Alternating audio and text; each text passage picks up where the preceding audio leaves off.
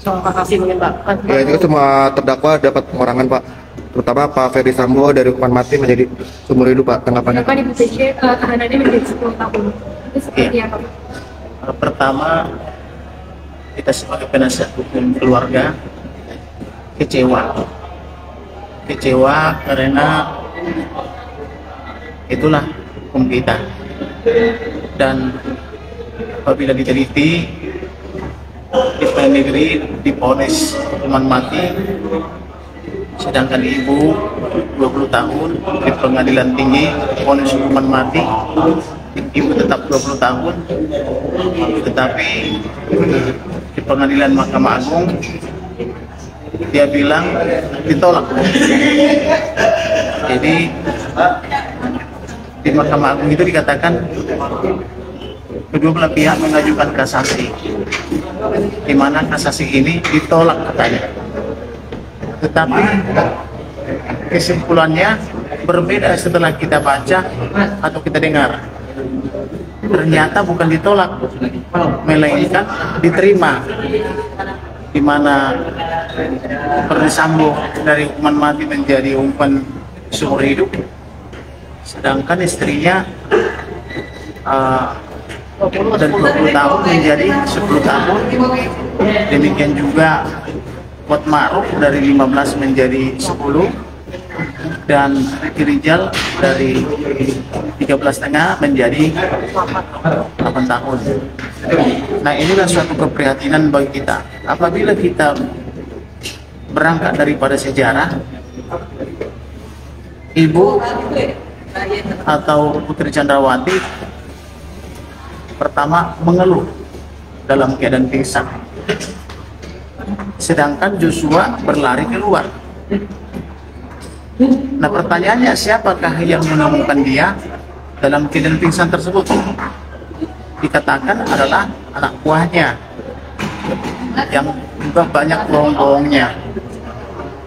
Kemudian setelah itu ibu minta berbincang-bincang dengan Joshua lebih daripada seperempat jam di kamarnya di daerah Jawa Tengah sana. Kemudian itu tidak lazim kalau perempuan habis diperkosa bincang-bincang dengan pemerkosanya sampai seperempat jam, setengah jam. Kemudian dia juga mengadu kepada suaminya. Dia bilang Joshua itu kurang ajar. Kurang ajar itu kan kesimpulan. Harus ada fakta-fakta yang membuat suaminya sangat marah. Kemudian dia juga memanggil ajudannya yang lain, yaitu Ricky Rijal dan ajudan satu lagi. Tidak menemukan adanya suatu kejanggalan. Kemudian sampai di Jakarta, dia juga memanggil satu persatu, atau ibu memanggil satu persatu ke rumah pribadinya dan menjanjikan uang. Itulah uang suap 500 juta dan uang suap 1 miliar, ditambah dengan uang suap lainnya yang ke LPSK dan kemana-mana. Otomatis kalau kita cermati, ini adalah ibu yang paling banyak kesalahannya, karena dia yang mengadukan dan dia yang menyiapkan suapnya dan dipoto oleh Kuat Ma'ruf. Tetapi bapaknya adalah karena tersinggung maka dia marah. Kemudian dia juga meminta suaminya agar pakai sarung tangan, sehingga ketika dia pegang senjata tidak meninggalkan jejak atau tidak meninggalkan jari-jari tangan, sidik jari. Nah, otomatis itu adalah fakta. Kemudian dia juga mengajak almarhum dari rumah Saguling ke rumah daripada rumah 46 atau rumah dinas. Dan Joshua yang tidak tahu apa-apa menurut saya. Kemudian dia juga kenyataannya mengaku diperkosa. Dia telah diperkosa katanya. Dan kemudian itu pun SP3.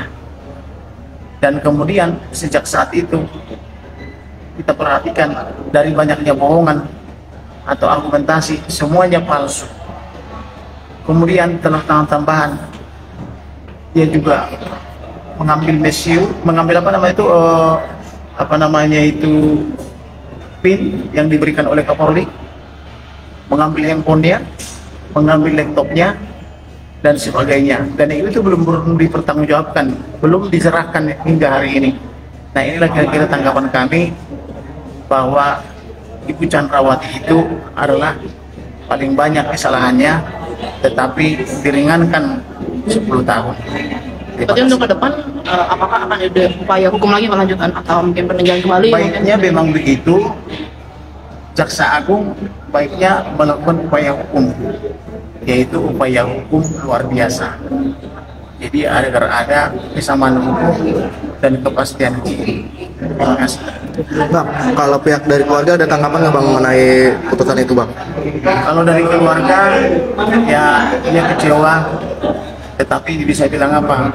Karena keluarga kan tidak kita wakili, tetapi adalah diwakili oleh jaksa penuntut umum. Dan harapannya dia, apapun yang terjadi, sebaiknya Verdi Sambo, ibu, dan yang lainnya itu menyadari kesalahannya. Yang kedua, kalau dipikir-pikir, ini kan judi online yang melibatkan banyak pihak, dan judi online itu memakan uang 155 triliun.